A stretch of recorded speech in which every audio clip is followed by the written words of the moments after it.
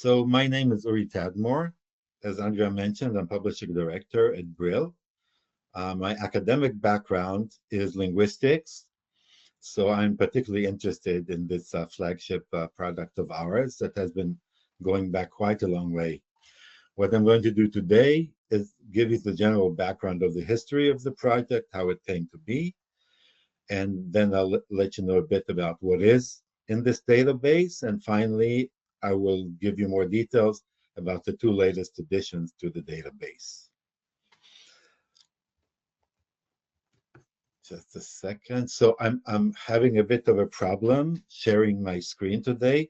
So Andrea has kindly agreed to change slides as we go. So the Leiden Indo-European Etymological Dictionary series was launched in 2005. It was the culmination of a very large research project at the University of Leiden, but the project is actually still going on. So it's a large group of international scholars under the leadership of Sasha Lubotsky, who is one of the top experts on Indo-European in the world.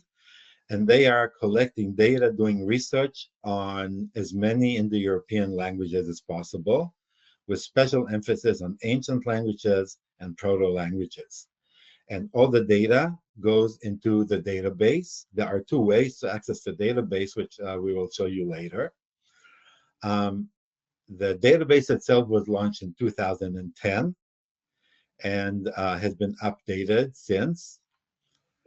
Over the years, we also acquired the rights to use a few dictionaries which were not originally published by Brill, but that Professor Lubotsky thought it would be important to include in this database.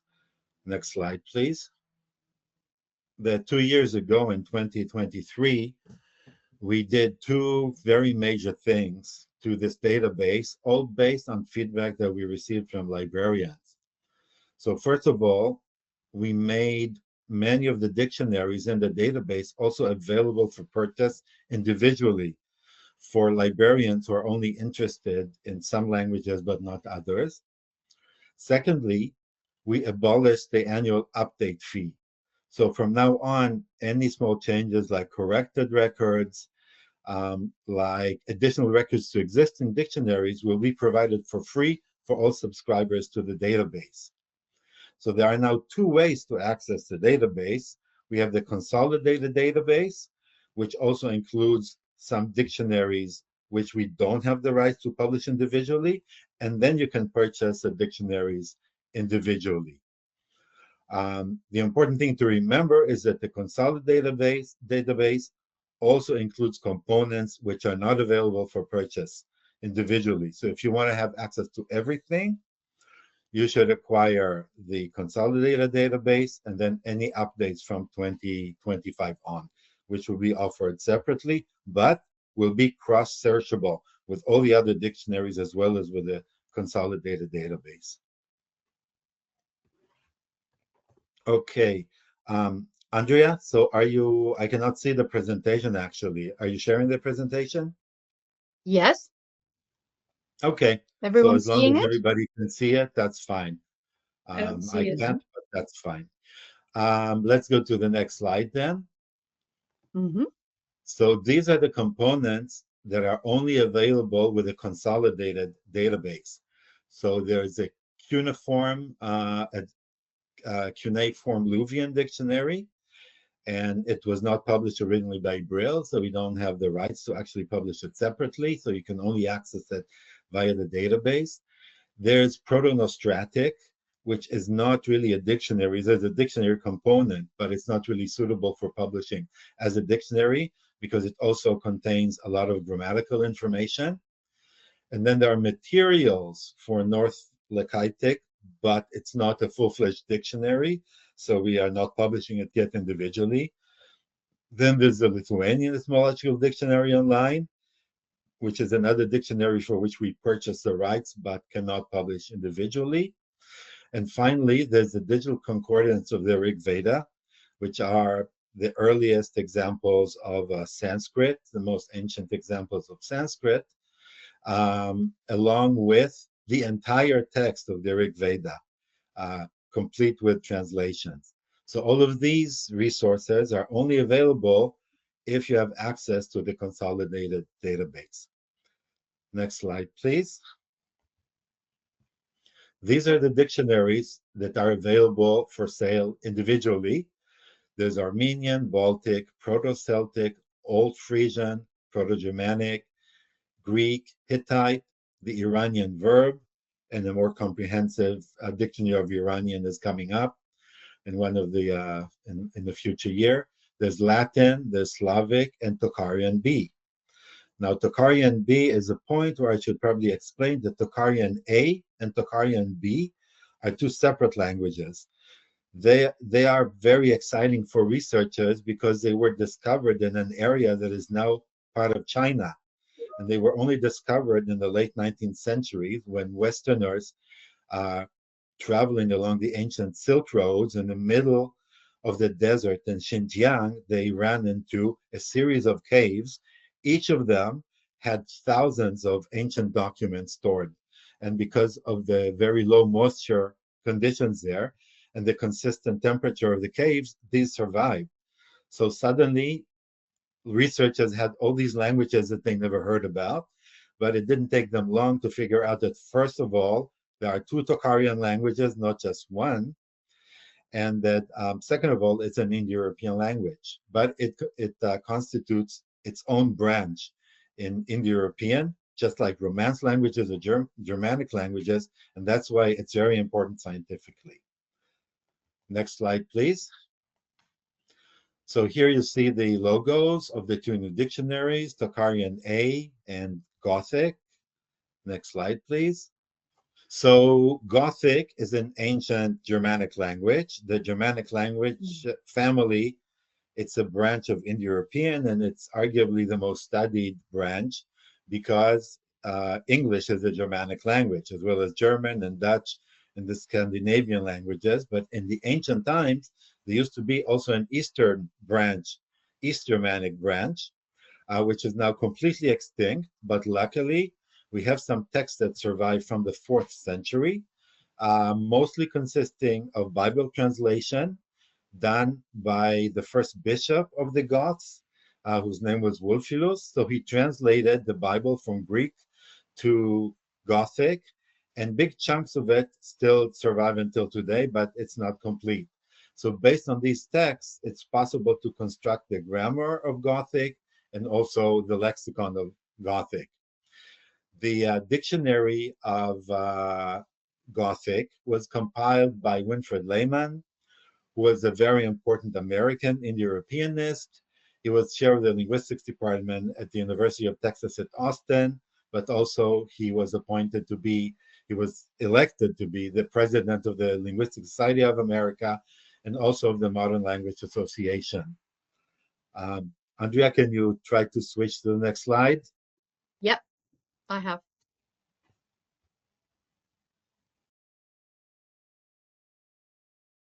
Okay, I don't see it yet, but I'll go on.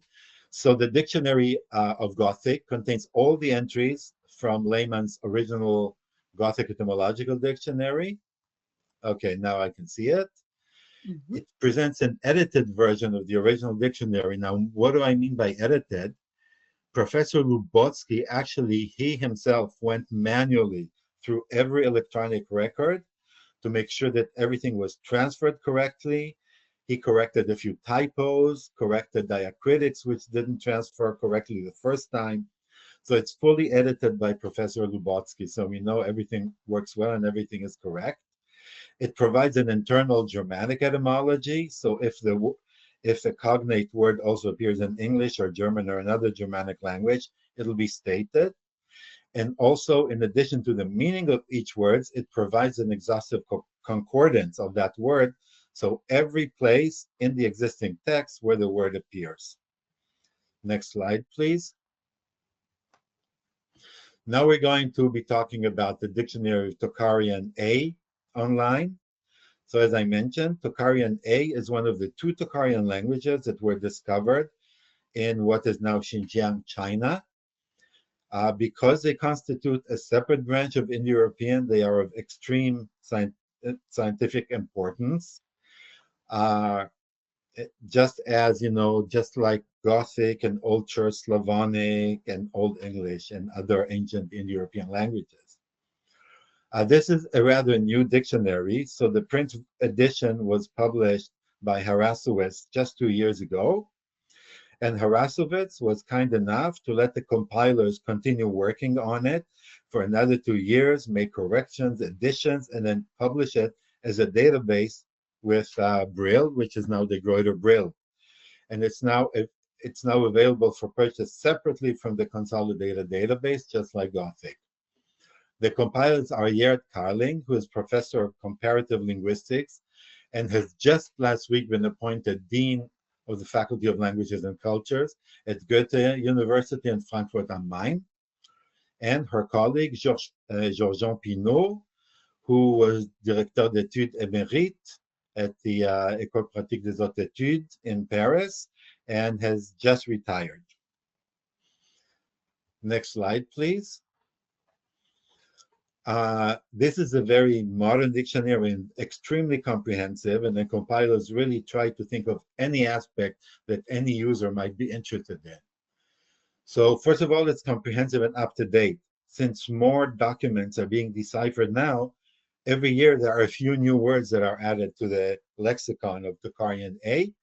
This is really up to date for this year. In the future, if any new words are discovered, they will be added to the database for free to all subscribers.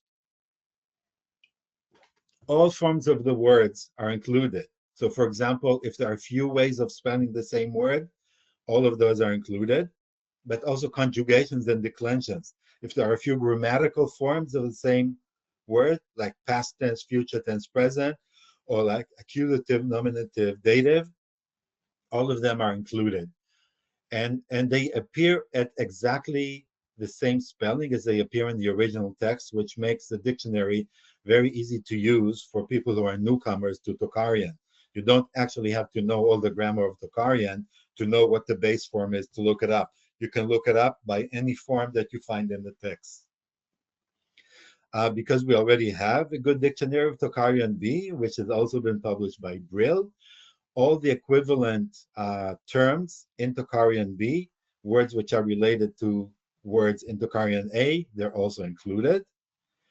There are references to the literature where you can read more about these lexical items.